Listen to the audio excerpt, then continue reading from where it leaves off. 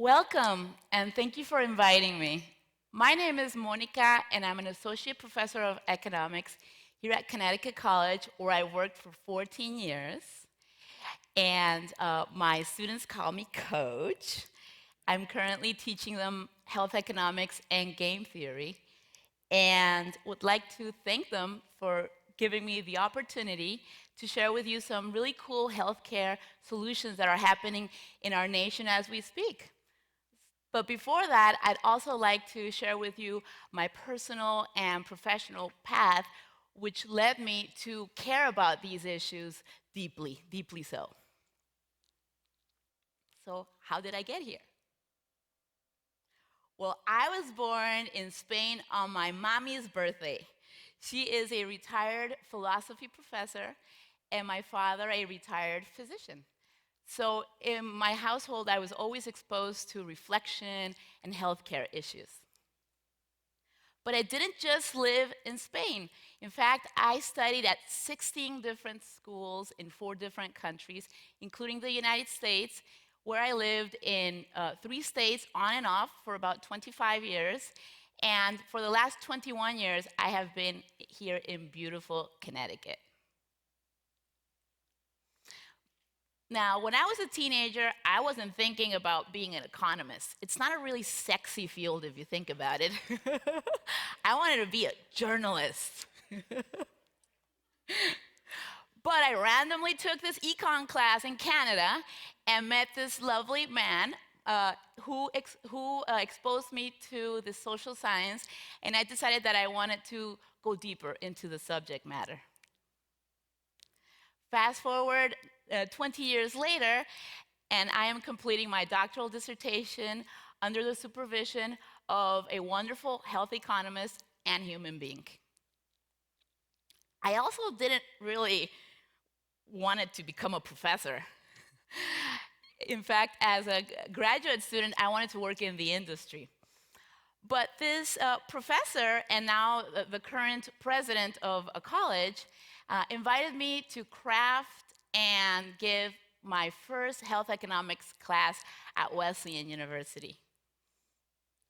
I think that what sealed the deal for me were not them, it was you, my students. And here I am at an award ceremony, and these are some of my advisees who now have graduated and are pursuing graduate work in health, econ, finance, law, etc. So it's really nice to keep in touch with them. So what is the disarray part in my story? Well, what I would like to frame it with one of the first concepts that we learn in health economics, known as the iron triangle of healthcare. The idea that there are these 3 equally important goals for our healthcare system, which is to promote access, quality, and to contain our costs while we're at it. And yet, sometimes when we're trying to reach one goal, say increase access, it is at the expense of cost containment. So what does the US iron triangle of healthcare look like? Well, for one thing, we are big spenders. Number 1, and you are not seeing double, this number is in the trillions. Okay, so every year we are the number 1 health spenders. And you might be like, and that amounts to about between $11,000 and $12,000 per person per year. And you might be like, well, who gives a damn, right? Because we have wonderful health outcomes, and so what? Well, let's talk about this a little bit more, but we should give a damn because if you're spending a lot on healthcare, you are probably not spending on other issues and other areas that might actually improve our healthcare.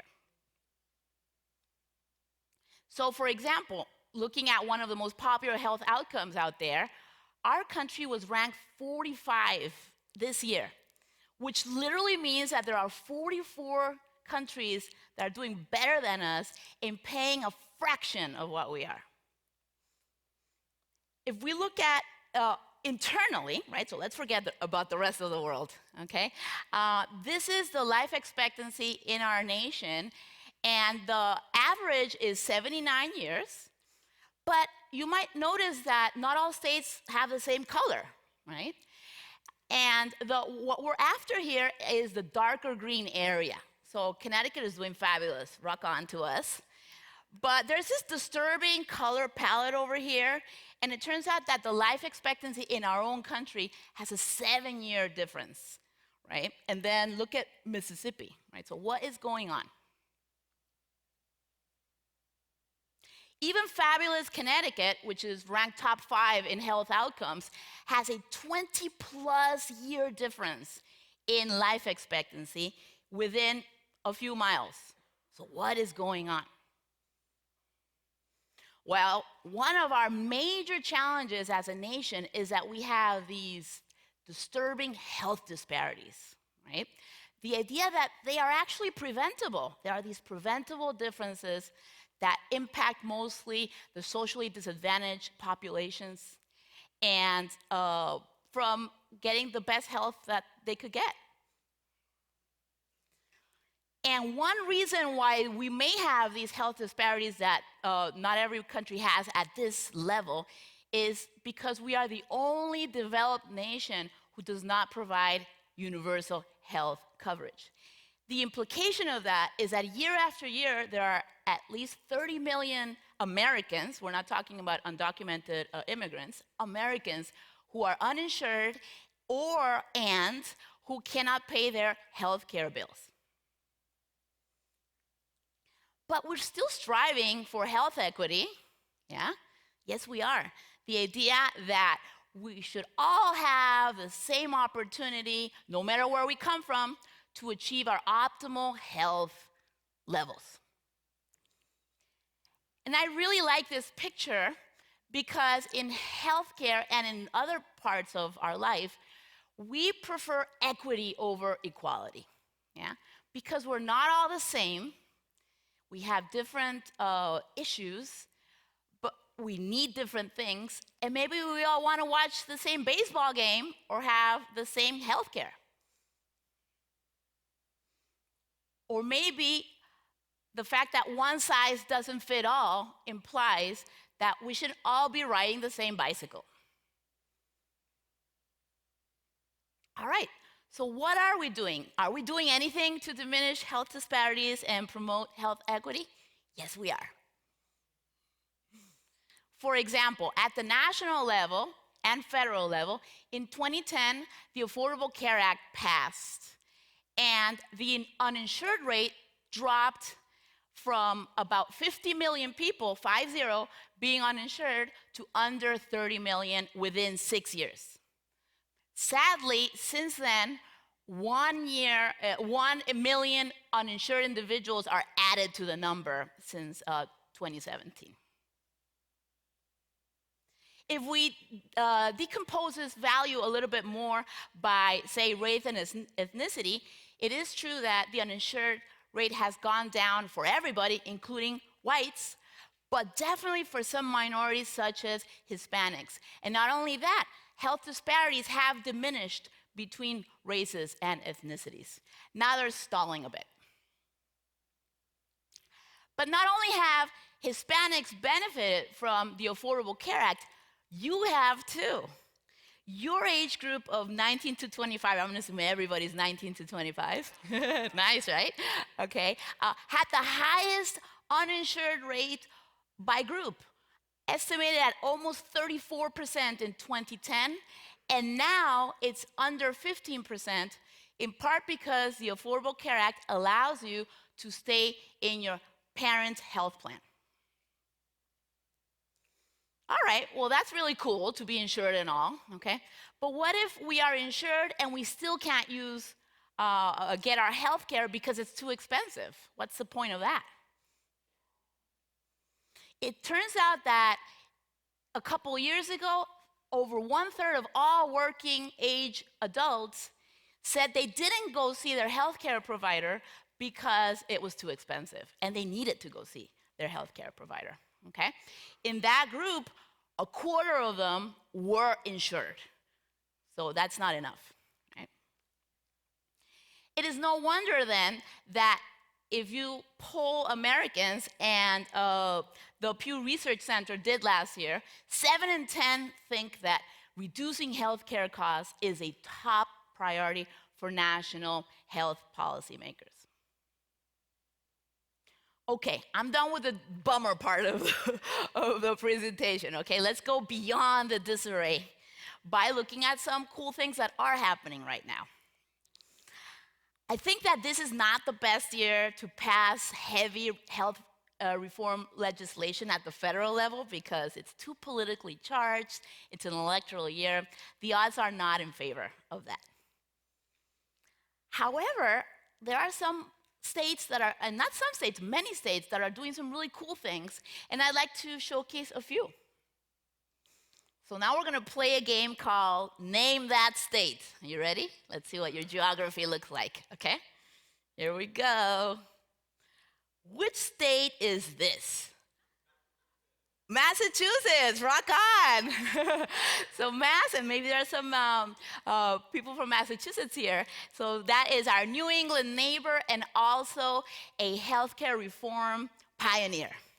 What are they doing? A lot of things, of course, but one of them is they have the Health Connector, which is the way in which Mass residents purchase health insurance and sign up. And unlike national trends where signups are going down, okay, Mass experienced a record-breaking number of people signing up for health coverage, even in dental, right? So some people maybe already had, I'm going to say non-dental coverage, and now they also did. So this 100,000 new people signed up for dental, which is so expensive, yeah? Another cool thing that they do is that they actually encourage competition between the health insurance carriers so that you don't have one really greedy one, right, with monopoly power, gouging the prices and making us suffer. And the results of that are that, let's see, did I already talk about that? I already talked about that, right? Yes, I did. The results of that is that 97% of all residents have health insurance. So they have actually achieved near universal health coverage, and they have the lowest premiums of any marketplace in the country. So rock on, Massachusetts. Yeah, I know, right? Okay, here comes another one. Are all amazing ideas originated in New England? Of course not, okay? So which state is this? Maryland, very good, I'm very impressed. Okay, awesome. All right, so Maryland does something really cool, not since the Affordable Care Act, by the way, since the 70s, okay? They have what is called a global hospital budget. And the idea there is that they have this state commission that periodically decides how much hospitals are gonna charge for the services that they offer, okay? Which is a very bizarre idea for the United States. I believe it's the only state that's doing this, but very common in countries like France, Germany, Japan, Switzerland, etc. And the idea there also is that they're trying to decentralize healthcare from hospitals that are the top spenders in healthcare to the community, a more public health approach. So isn't it cool, this motto here of someone who works in the hospital industry and who's the president, right? We hope to never see you again. They're trying to actually empty their hospitals instead of having them be revenue maximizing entities with 100% bed capacity. And the result of this 40-plus year reform is that their healthcare costs are contained, and that they are of the idea that they have to go beyond the hospital walls and have more of a community outreach type of idea. And also that people don't only have medical needs, they also have social needs, such as improved nutrition, which can be more economical and beneficial than popping a pill.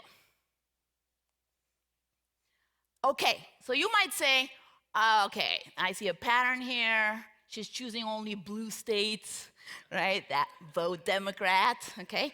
Is this a blue state, and what is it? South Carolina, wow, I'm really impressed, okay? This is South Carolina. Has not voted Democrat in forever, okay? And also, they have a community health center that is federally financed and qualified, meaning that it has to meet certain standards that are higher than the rest. And it's operating in a rural area, so not all great ideas are coming from the urban settings either. The northeast corner, known as PD, yeah?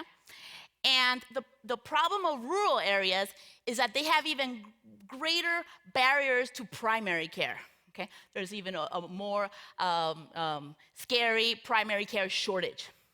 So what they do is they field staff to go out there in the community and meet people where they live, where they study, where they worship, wherever, yeah?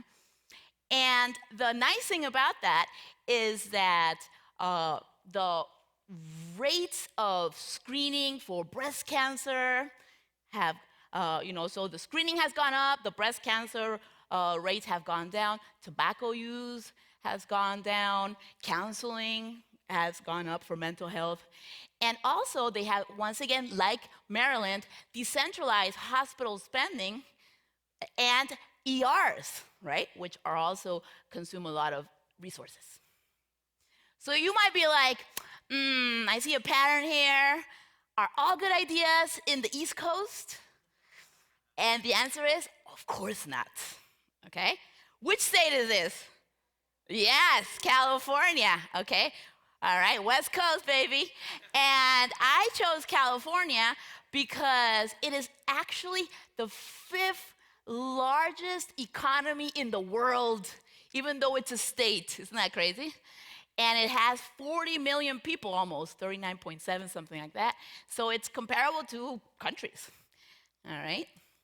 That's right. So what do they do in Cali? What they do is they've decided that health insurance is going to be mandatory, or you pay a penalty, which sounds very much like what the Affordable Care Act was trying to do, except that the individual mandate has been repealed. In California, they decided that they wanted to pay so that they can actually finance the healthcare system, yeah? But it's not only about sticks. They decided, well, let's also throw some carrots and expand subsidies, not just for those who are considered low-income families, but for those who are also middle-income families earning up to 6 times the federal poverty level. And the results of that is that their signups for health insurance were plummeting even as early as last year. And not only did they stabilize them, they went up by nearly 2%. And their premium increases, okay, are a fraction of the national average of 4.4%. So, are there more state examples? Of course. But I only have 18 minutes with you. However, my students can teach you a few more if you're interested. The bottom line is that there is so much we can do to improve our healthcare system and to diminish these ramping health disparities, which will not only improve our healthcare system, but will actually also improve other areas as well. Thank you very much.